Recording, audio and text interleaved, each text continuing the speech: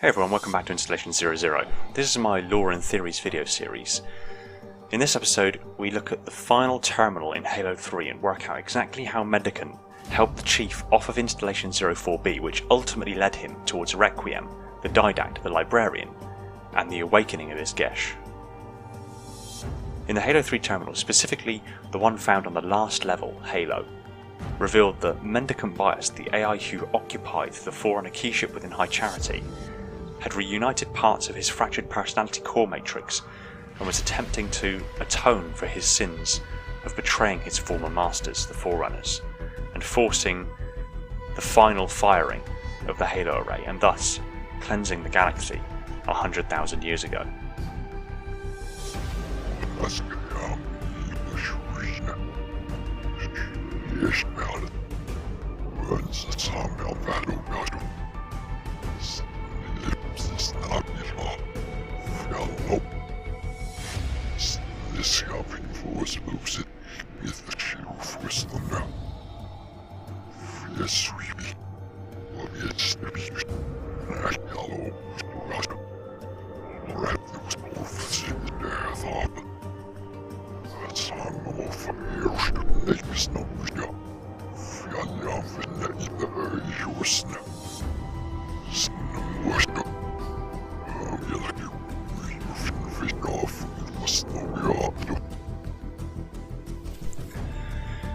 what did Mendicant actually do to help Chief? How did he keep the path stable? Is this figurative or literal? Both. He literally stabilized the path for Chief. After Chief activates Halo, he makes his way to Johnson's Warthog. From there, he begins his chaotic journey to Ford Unto Dawn.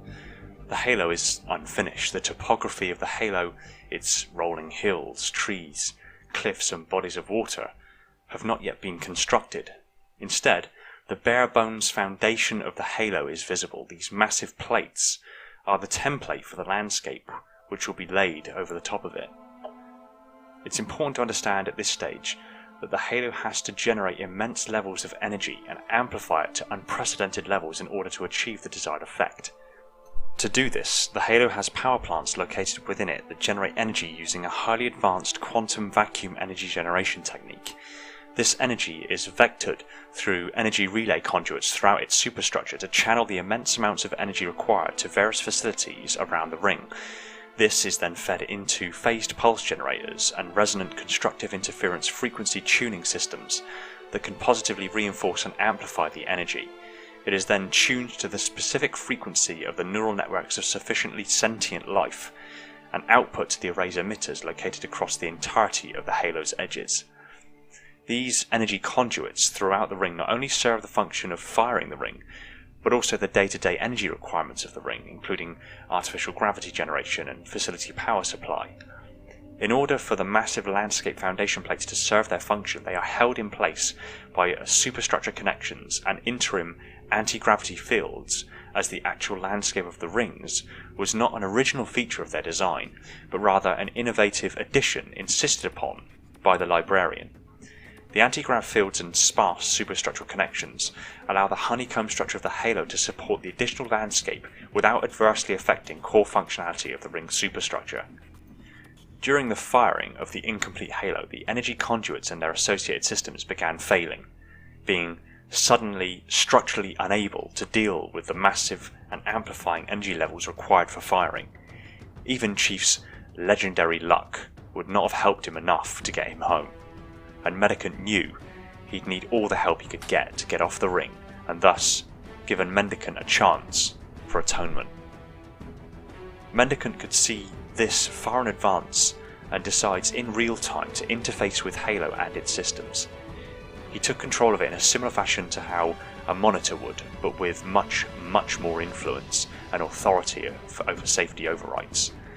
As Chief drove his Warthog with the Arbiter over the landscape foundation plates, Mendicant was hard at work, redirecting and diverting energy flows to various secondary energy conduit lines, causing them to overload and detonate powerfully enough to blow the peripheral landscape plates above clean off of their connecting couplers, eventually causing a critical drop in localized energy levels leading to anti-grav failure and total collapse of the landscape foundation plate grid. This bought Chief the valuable seconds he needed to pass the problem areas without being caught and killed by the failing Halo. Once Chief and Arbiter were aboard Forward Unto Dawn, and the Halo began its firing procedure, shaking itself apart and severely damaging the Ark, Mendicant took a figurative role in Chief's fate. Mendicant changed the exit vector of the Ark portal as the Dawn passed through, granting Arbiter clear passage to Earth, but directing Chief towards Requiem.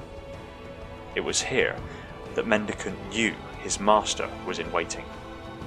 He had hoped that Chief would awaken the Ur-Didact, and after 100,000 years in meditative slumber within the domain, he would awake and aid Chief by unlocking his Gesh of the Didact within, and aid humanity in taking the mantle of responsibility, perhaps one day gaining his master's forgiveness, or at the very least, earning it upon his death. We know now that in fact the Ur-Didact spent all that time in silence, thinking only of revenge, which played out negatively for all involved. Mendicant's intentions were clear in wanting to help guide Chief along a path that would see humanity holding the mantle of responsibility, and his actions of keeping Chief literally safe have now been revealed. Thanks for watching. Stick your comments down below and I look forward to what you have to say. If you're new to the channel and like lore theories and Halo technology being analysed at insane levels of detail, hit that subscribe button and the little bell icon so next time I put a video out you're told the second it hits the shelves. Also, if you really like the channel, consider popping over to Patreon and give whatever support you can over there. It massively helps me out and frees up more time for me to put into Halo content and drives towards an ultimate goal that I'm sure you'll love. More details on that in the near future. Thanks again everyone. Now go rest your brain.